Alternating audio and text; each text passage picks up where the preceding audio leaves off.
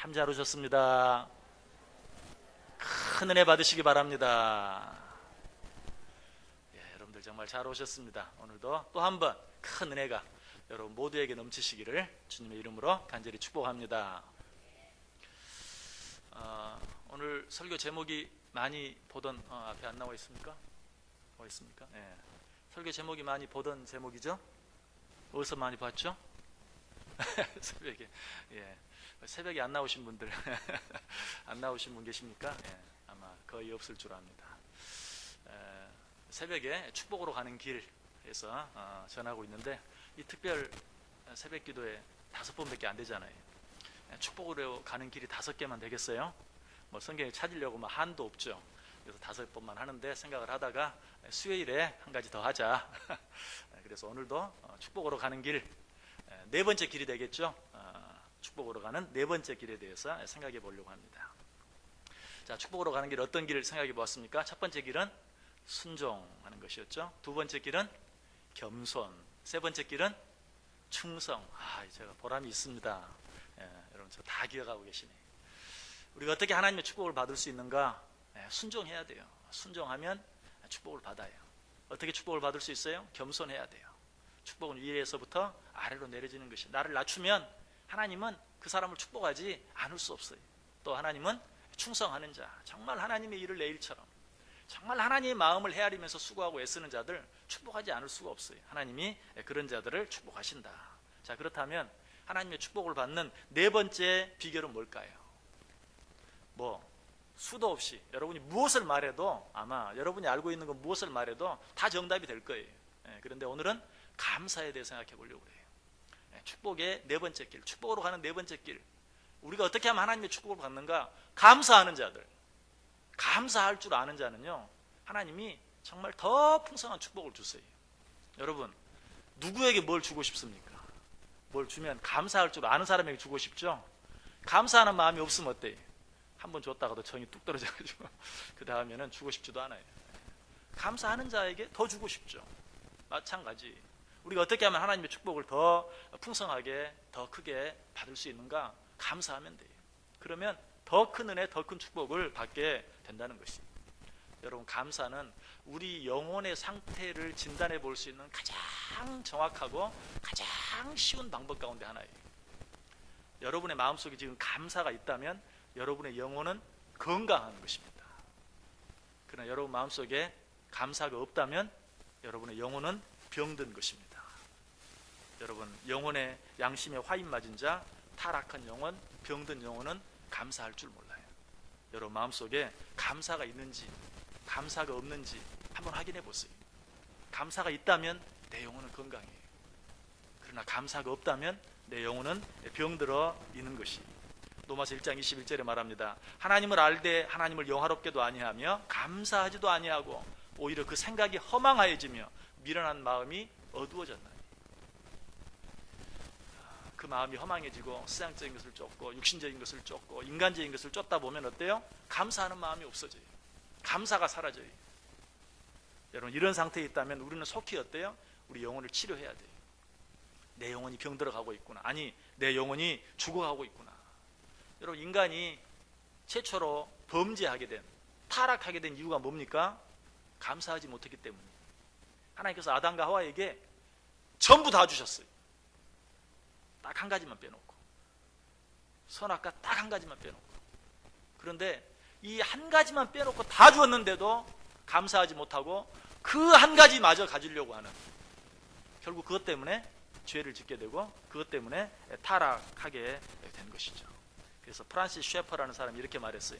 사람들이 하나님에 대해 반역을 저지르기 시작한 것은 감사하는 마음이 부족했기 때문이고 지금도 그렇다. 우리가 왜 하나님께 반역합니까? 왜 하나님의 마음을 아프게 합니까? 감사하는 마음이 없기 때문에. 감사하는 마음만 있다면 우리는 하나님 마음을 아프게 할 이유가 없어요. 하나님을 반역할 이유가 없어요. 우리는 언제 어떤 경우에도 하나님께 찬송하고 감사할 수 있는 것이. 감사하지 않는 것, 이것이 타락의 시작이고 타락의 가장 확실한 증거예요. 내 속에 감사가 줄어들고 있다. 점점 타락해 가고 있는 거예요. 그리고 내가 감사하지 않는다는 것은 내가 타락했다는, 이미 타락했다는 가장 확실한 증거가 된다. 그러면 여러분 늘 감사를 통해서 내 영혼의 건강 상태, 내 영혼이 하나님을 바라보고 있는가, 세상을 바라보고 있는가, 눈에 보이지 않는 것들을 바라보고 있는가, 아니면 눈에 보이는 것들을 바라보고 있는가 한번 확인해 볼 수 있어야 돼요. 하나님께서는 무엇보다도 우리의 감사를 통해서 영광을 받으시고 우리의 감사를 기쁘게 받아요. 그래서 오늘 본문 23절은 뭐라고 말해요? 감사로 제사를 드리는 자가 나를 영화롭게 하나니 그의 행위를 옳게 하는 자에게 내가 하나님의 구원을 보이리라. 감사하는 자가 나를 영화롭게 하는 자다. 감사하는 자가 나를 기쁘게 하는 자다. 그런 자에게 내가 구원을 보이겠다. 여러분 이 의미는 제가 여러 번 설명했어요. 하나님 앞에 감사하는 자가 구원을 받는다 이런 의미가 아니라고 그랬어요. 저와 여러분은 이미 구원을 받았어요. 그런데 감사하지 않으면요 구원의 기쁨과 감격을 누리질 못해요. 그런데 감사할 때 구원받았다는 것이 얼마나 기쁜 일이고 얼마나 놀라운 축복인가를 알게 되는 거예요. 모든 게 그래요. 하나님은 사실 우리에게 이미 다 주셨어요. 그런데 그 기쁨을 누리지 못하는 이유가 뭡니까? 감사하지 못하기 때문에. 그 기쁨을 누린다면 우리는 감사하는 만큼만 기쁨을 누리는 거예요. 조금 감사하면 조금 누려요. 많이 감사하면 많이 누려요. 넘치게 감사하면 넘치게 누려요. 하나님께서 너희가 감사로 나를 영화롭게 한다. 너희가 정말로 나에게 감사함으로 나를 영화롭게 하는 자에게 내가 구원을 보이겠다. 구원의 기쁨과 구원의 감격을 날마다 누리며 살게 하겠다. 자, 그런데 이 말씀 앞에 오늘 본문 2절 읽었죠? 22절은 어떤 말씀이 나와요? 하나님을 잊어버린 너희여 이제 이를 생각하라. 그렇지 아니하면 내가 너희를 찢으리니 건질 자 없으리라. 하나님을 잊어버린 너희여.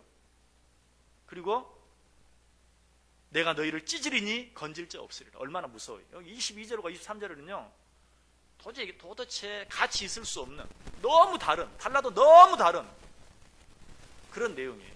그런데 22절은 누구에 관한 말인 것 같아요? 하나님을 잊어버린 너희요. 누구에 관한 말이에요?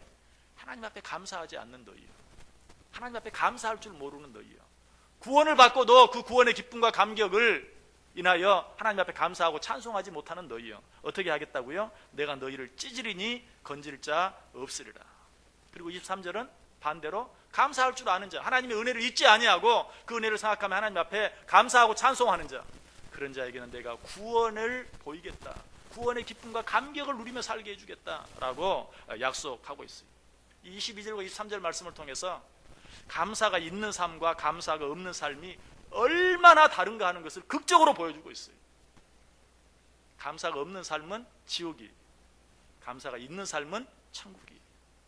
감사가 없는 삶은 고난과 슬픔 그 자체예요. 감사가 있는 삶은 기쁨 그 자체예요. 이 감사가 있는 삶과 없는 삶의 차이를 오늘 보면 22절과 23절이 아주 극명하게 보여주고 있다. 여러분, 우리 하나님이 제일 좋아하는 과일이 하나 있다 그랬죠. 우리 하나님 제일 좋아하는 답을 말해버렸어요. 우리 하나님 제일 좋아하는 과일이 뭐예요? 감. 왜? 감 사드리는 걸 제일 좋아하거든요. 감 사드리는 것. 우리가 하나님 앞에 감사드리는 걸 하나님이 제일 좋아해요. 오늘 본문이 그걸 이야기하는 거예요. 내게 감사드리는 자가 감사로 나를 영화롭게 한다. 우리 하나님은 정말 우리가 드리는 감사를 통해서 기뻐하시고 우리가 하는 감사를 통해서 즐거워하세요. 그 말은 무슨 말이에요? 바꾸어서 말하면 감사하는 자들을 축복하신다는 것이. 이 고든 맥도날드라는 사람이 이런 말을 했어요. 이 세상에서 가장 아름다운 노인이 누구인가? 감사할 줄 아는 노인이다. 여러분, 정말 나이가 들수록 더 사람들에게 아름답게 보이고 싶은 마음이 있죠. 가끔 이렇게 보면 그런 사람들이 있어요. 야, 나도 저렇게 늙고 싶다. 그런데 여러분이 생각하는 그 사람, 나도 저렇게 늙고 싶다. 그런 사람이 될 수 있는 가장 확실한, 가장 좋은, 가장 분명한 방법이 있다면 감사하는 삶을 살아보세요. 감사하는 삶을 살면요, 저절로 사람들이 여러분 볼 때 나도 저런 사람이 되고 싶다, 나도 저렇게 좀 늙었으면 좋겠다 하는 그런 얼굴, 모습, 그런 성격, 그런 모든 것들이 저절로 만들어지는 것을 보게 될 것이. 성경의 위대한 믿음의 사람들은 한결같이 감사할 줄 아는 사람이었어요. 다윗, 감사하는 사람이었어요. 시편에 가장 많은 책을 다윗이 썼죠. 그런데 그 많은 내용들이 어때요? 다 감사와 찬송, 거의 대부분이 하나님께 드리는 감사와 찬송인 것을 보게 돼요. 시편 103편 2절에 보면 내 영혼아 여호와를 송축하며 그의 모든 은택을 잊지 말지어다. 너희는 항상 하나님께 찬송하고 하나님의 그 은혜를 잊지 말고 하나님께 감사하는 삶을 살아라 라고 말하고 있는 것을 보게 돼요. 다니엘도 마찬가지죠. 여러분, 다니엘은 기도하다가 걸리면 사자굴에 던져짐을 당한다라는 사실을 알고도 하루 3번씩 기도했어요. 다니엘이 어떤 기도를 했을까요? 여러분 같으면 기도하다 잡히면 죽는다. 그런데도 기도할 때 여러분의 기도 내용이 뭐겠어요? 잡히지 않게 해주옵소서. 혹시 잡히더라도 죽지 않게 해주옵소서. 살려주옵소서. 그런데 다니엘이 하루 3번씩 그런 기도했습니까? 아니, 다니엘서 6장 10절에 보니까 다니엘이 이 조서에 왕의 도장이 찍힌 것을 알고도 자기 집에 돌아가서는 윗방에 올라가 예루살렘으로 향한 창문을 열고 전에 하던 대로 하루 3번씩 무릎을 꿇고 기도하며 그의 하나님께 감사하였더라. 기도하다 잡히면 죽어요. 그런데도 하나님 잡히지 않게 해주옵소서, 살려주옵소서. 그런 기도를 한 것이 아니라 그렇게 위험한 상황 가운데서도 하루 3번씩 변함없이 하나님 앞에 기도했다라고 이야기해요. 사도 바울도 마찬가지. 그도 감사의 사람이었어요. 모든 일에 감사했을 뿐만 아니라 그는 어떻습니까? 자기의 약함까지도 자랑하며 감사했던 것을 보게 되죠. 고린도후서 12장 10절에 그러므로 내가 그리스도를 위하여 약한 것들과 능욕과 궁핍과 박해와 곤고를 기뻐하노니 이는 내가 약한 그때에 강함이라. 자기의 약한 것까지도 내가 약할 때 그래야 하나님이 나와 함께 하시고 그때 내가 더 강해진다 라고 하면서 하나님께 감사하고 있는 그런 모습을 보게 되는 것입니다. 자, 이처럼 하나님께 감사할 줄 알았던 자들, 하나님께서 그들에게 어떤 축복을 주셨습니까? 다윗은 정말 자기의 약함까지도 감사할 때 하나님이 그의 강함이 되어주셨어요. 그의 감사의 고백 그대로 내가 약할 때 곧 강함이니라. 그렇게 감사했을 때 하나님이 그의 약함을 책임져 주시고 그의 강함이 되어주신 것을 보게 돼요. 다니엘은 죽음의 위협 속에서도 하나님께 감사했어요. 그때 하나님께서 어떻게 합니까? 정말로 그 사자의 굴 가운데서 그를 살려내 주시잖아요. 그가 감사한 대로 하나님께서 그를 지켜주시고 보호해 주시는 그런 은혜를 받게 돼요. 사도 바울은 어떻습니까? 죄송합니다. 그런데 하나님께 감사한다는 것은 구체적으로 어떻게 하는 걸까요? 감사한다, 감사한다. 뭐 감사한다는 말은 우리가 하루에 12번씩 하죠. 근데 감사한다는 게 뭘까요? 감사하는 게 감사하는 거죠. 좀 더 쉽게 이야기하면 감사는 받은 것을 받았다고 인정하는 것이에요. 받은 것을 받았다고 인정하는 것. 자, 그럼 우리가 하나님께로 받은 것은 하나님께로부터 받은 게 뭐가 있을까요? 여러분 성경 한번 찾아보세요. 고린도전서 4장 7절 한번 찾아보시기 바랍니다.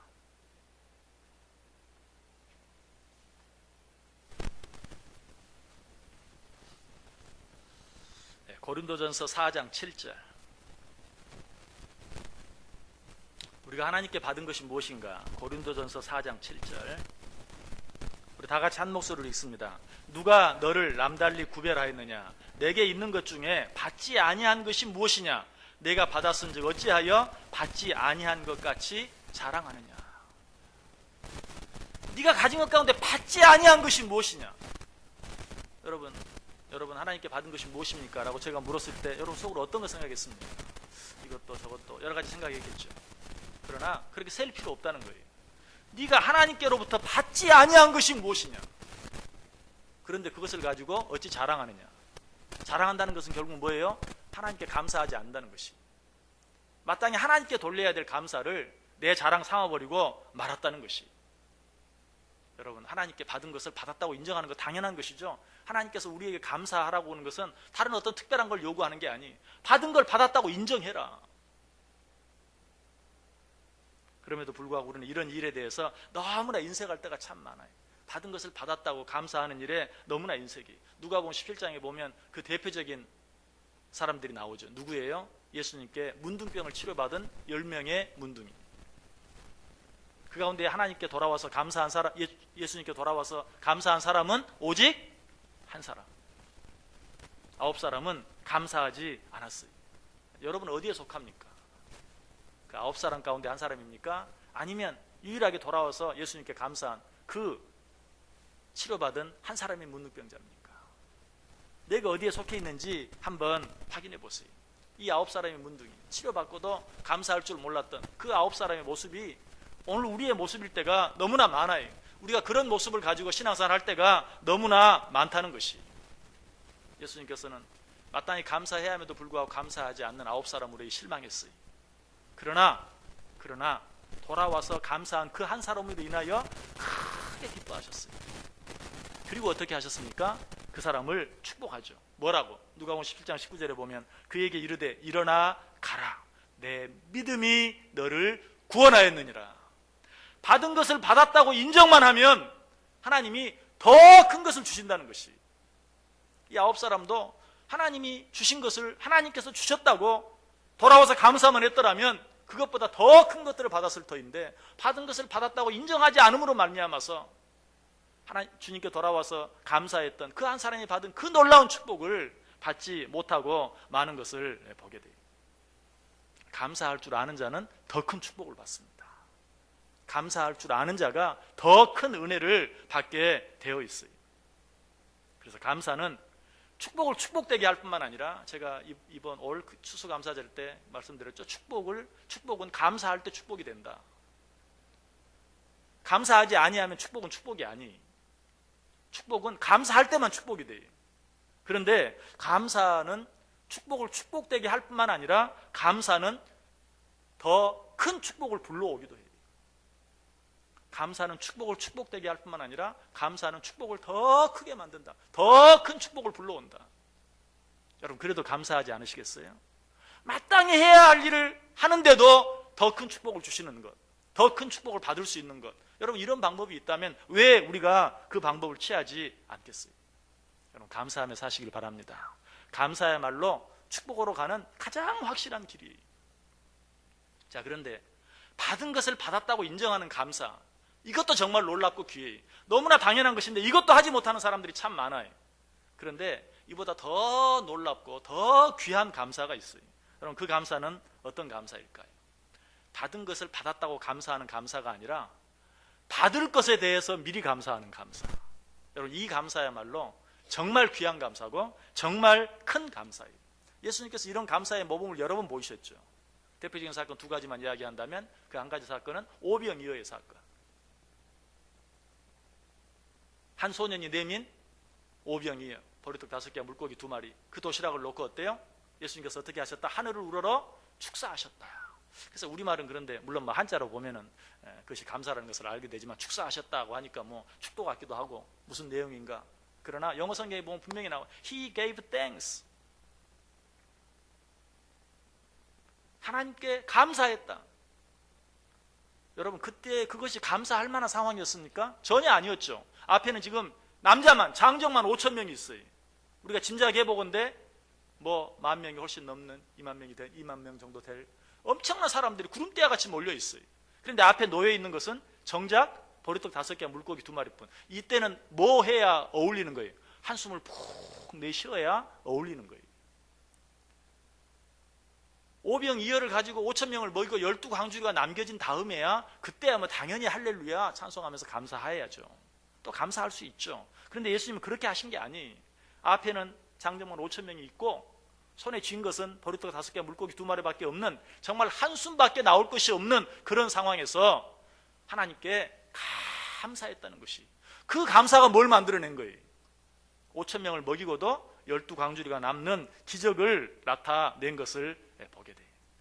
여러분, 이 받을 것에 대해서 미리 감사할 줄 아는 자, 믿음으로 감사할 줄 아는 자, 이런 자는 축복을 받을 뿐만 아니라, 더 큰 축복을 받을 뿐만 아니라 기적을 체험하게 돼요. 기적을 경험하게 돼요. 그것을 또 잘 보여주는 또 한 가지 사건은 어떤 사건입니까? 예수님이 죽은 나사로를 살리신 사건이죠. 예수님이 나사로가 있는 곳에 도착했을 때는 나사로가 이미 죽은 지 나흘이나 지나서 썩은 냄새가 나는 때였어요. 그리고 사람들에게 돌문을 열어라, 열었어요. 여러분, 그때 상황이 어떻겠어요? 갑자기 썩은 냄새가 푹 풍겨 나왔겠죠. 여러분, 그 상황이 감사할 수 있는 상황입니까? 전혀 감사할 수 없는 상황이에요.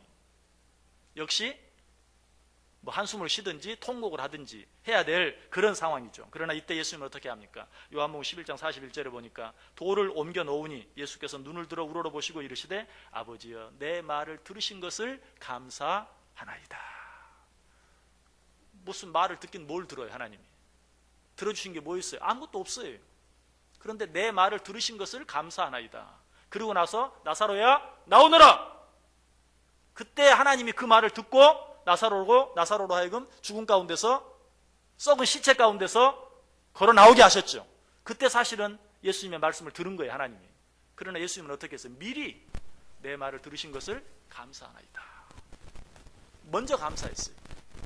그러자 그가 말한 대로 죽은 나사로가 걸어 나오게 되는 그런 상황이, 그런 기적이 일어나는 것을 보게 돼요. 받을 것에 대한 감사. 받은 것을 받았다고 인정하는 정도가 아니라 받을 것에 대해서 미리 감사, 받을 것을 믿고 감사. 여러분, 이 감사는 기적을 만들어 내는 것이다. 여러분, 얼마나 감사하며 사세요? 예수님께서 왜 그렇게 하셨다고 생각하세요? 왜 오병이어를 앞에 두고 먼저 감사했을까요? 왜 썩은 냄새가 풀풀 나는 그 무덤 문을 열어놓고 먼저 감사했을까요? 예수님은 감사의 능력을 아셨어요. 감사의 능력을 아신 것이, 감사가 어떤 일의 결과가 아니라 감사야말로 어떤 일을 바꾸는 힘, 어떤 일이 잘 해결됐을 때 하는 것이 감사가 아니라 어떤 일이 정말 해결될 것 같지 않고 너무나 힘들고 어려울 때 감사하면 그 문제가 해결된다는 것을, 감사가 모든 걸 바꿀 수 있는 힘이요 능력이 된다는 것을 아셨기 때문에 인간적으로는 더 이상 할 것이 아무것도 없는 상황 가운데서 먼저 감사한 것이, 그리고 그 감사로 말미암아 기적이 일어나게 되었다. 그래서 영국 속담에 보면 이런 말이 있어요. 감사는 과거에게 주어지는 덕행이 아니라 미래를 살찌게 하는 덕행이다. 감사는 이미 지나간 일에 대해서 행하는 어떤 그런 행위가 아니고 앞으로 일어날 일, 아니 앞으로의 일을 변화시키는 그런 힘이 있는 행위다라고 말했다는 것이, 여러분, 감사는 어떤 일에 대한 결과가 아닙니다. 감사는 앞으로 일어날 일에 대한 믿음이요 확신이에요. 그래서 감사는 축복을 불러오는 방법뿐만 아니라 진정한 감사, 앞으로 일어날 일에 대해서 미리 하는 감사, 그 감사는 기적을 일으키는 열쇠가 된다는 것이. 여러분, 하나님께서 그렇게 말씀하셨죠. 뭐라고? 네가 말한 대로 내가 이루어 주겠다. 그러니까 미리 믿고 감사하면 어때요? 감사할 일 만들어 주시는 거예요. 아까 예수님이 그랬잖아요. 내 말을 들으신 것을 감사하나이다. 미리 감사했어요. 그러니까 그 다음에 나사렛 나오라 할 때 그 말을 하나님이 듣고 그대로 걸어 나올 수 있도록 기적을 일으켜 주신 것이. 믿으십니까? 여러분 입에서 말하는 대로 하나님이 이루어 주시겠다. 그러므로 믿고 감사의 말을 하면 하나님께서는 그 감사에 합당한, 도무지 그런 일이 일어날 수 없는 상황 가운데서도 그 감사를 일으키는 기적을 일으켜 주신다는 것이. 마가복음 11장 24절에 그러므로 내가 너희에게 말하노니 무엇이든지 기도하고 구하는 것은 받은 줄로 믿으라. 그리하면 너희에게 그대로 되리라. 여기서 받은 줄로 믿는다는 것이 뭘 어떻게 하는 걸 말해요? 뭘 어떻게 하는 거예요? 감사하는 거예요. 받은 줄로 믿는다는 것은 감사하는 것이죠. 어떤 사람이 내게 약속을 합니다. 내가 무슨 부탁을 했어요. 뭐 이렇게 좀 해주십시오. 그래, 내가 해줄게. 감사합니다. 무슨 말이에요? 아직 해주진 않았어요. 그럼 난 그 사람을 믿어요. 그 사람은 신실한 사람이, 한번 하면 한다는 사람이. 그렇기 때문에 내가 해줄게, 도와줄게. 감사합니다. 하나님은 어떤 분입니까? 한다면 하는 분이에요. 한다고 해놓고 안 하는 분이. 한다면 하는 분이. 하나님은 인생이 아니시니 어찌 그 입으로 헛된 말을 하겠느냐? 어찌 그 입으로 하신 말을 행하지 않으시겠느냐? 하나님 분명히 말씀하셨어요. 인간도 믿을 만한 사람은 한 약속은 지켜요. 하물며 하나님께서 우리에게 한 약속을 지키지 않겠어요? 그 하나님이 우리에게 말해요. 네가 내게 믿음으로 구했다면 받은 줄 믿으라. 믿고 어떻게 하라는 거예요? 감사하라. 그러면 네가 감사한 대로 내가 이루어 주겠다. 우리 지금 새벽에 시편 35편 생각하면서도 제가 여러 번 말씀드렸죠. 우리가 어떤 사람 앞에 가서 부탁을 하고 그 사람이 대답이 떨어지기 전에 먼저 감사합니다 라고 가면, 그래도 그 사람이 인격적인 사람이라면, 자기가 들어줄 수 있는 능력이 있다면 그 부탁을 들어주지 않을 사람이 없어요. 믿고 먼저 감사하는 사람은 어떻게 그 청을 거절합니까? 하물며 하나님께서 믿음으로 하나님께서 응답해 주실 줄 믿고 이루어 주실 줄 믿고 먼저 감사하는 그 사람의 감사를 받아주시겠어요? 받아주시지 않겠어요? 그 사람의 청을 들어주시겠어요? 들어주시지 않겠어요? 여러분의 입에서 늘 감사의 말, 감사의 고백이 끊어지지 않게 하시길 바랍니다. 그렇게 할 때 우리의 삶이 어때요? 축복의 삶이 되고 기적의 연속인 그런 삶이 되게 된다. 자, 하나님께서 감사하는 자들을 축복하신다. 구체적으로 어떤 축복을 주십니까? 하나님께서 감사하는 자들에게 행복의 축복을 주세요. 축복을 받으면 저절로 행복한 것 아닌가? 아닙니다. 축복을 받았다고 해서 저절로 행복해지는 것은 아니에요. 하나님께 주신 축복에 대해서 감사할 줄 아는 자가 행복해지는 거예요. 미국의 심리학자인 로버트 에번스라는 사람이 실제로 실험을 해서 사람을 세 그룹으로 나눴어요. 그리고 한 그룹은 일주일 동안 늘 감사합니다, 감사합니다, 당신 덕분입니다, 당신 때문입니다, 이렇게 늘 감사의 말을 일주일 동안 하게 했어요. 두 번째 사람은 늘 불평하게 만들었어요. 이런 젠장, 정말 되는 일이 하나도 없구나 하면서 늘 다른 사람 탓하고 다른 사람 욕하고 불평하고, 그렇게 일주일 동안 뭐 말이지만 그런 말을 하면서, 그 다음에 세 번째 그룹은 뭐 감사도 아니고 불평도 아니고 그냥 뭐 오늘은 그저 그랬지, 오늘은 이런 일이 있었고 저런 일이 있었고 사실을 사실대로만 말하는 그런 세 부류로 나누어서 일주일이 지난 뒤에 행복지수, 건강지수를 체크했어요. 뭐 그 결과는 말하지 않아도 알겠죠. 첫 번째 그룹, 감사의 말을 한 사람들이 행복지수와 건강지수가 나머지 두 그룹보다 훨씬 높았다는 것이. 그래서 또 한 번 실험을 했어요. 1년 동안 정말 감사하는 말을 하며 살게 하고, 또 불평하는 말을 하게 하고, 또 그냥 일상적인 사실적인 이야기들만 서술하고 하는 그런 세 그룹으로 나누었을 때는 뭐 보다 더 확실하게, 보다 더 분명하게 감사하며 사는 그룹의 행복지수와 건강지수가 훨씬 다른 그룹보다 뛰어난 것을 과학적으로 증명한 그런 실험 결과도 있어요. 여러분, 감사하는 사람에게 하나님께서 행복의 축복을 허락해 주시는 것이. 감사와 행복은 둘이 아니에요. 사실은 감사하는 사람이 행복하고 행복한 사람이 감사할 수 있는 거예요. 그러나 아까 말씀드렸던 것처럼 축복이 행복은 아니에요. 그것은 달라요. 축복에 대해서 감사하면 행복이 되지만 감사하지 아니하면 그것은 행복이 되지 못하는 것이. 자, 그렇다면 하나님께서 또 감사할 줄 아는 자들에게 어떤 축복을 주십니까? 하나님께서 감사할 줄 아는 자들에게는 정말 아름다운 관계를 축복으로 줘요. 아까도 말씀드렸죠. 여러분, 어떤 사람이 가깝게 느껴집니까? 늘 감사할 줄 아는 사람, 그렇지 않은 사람.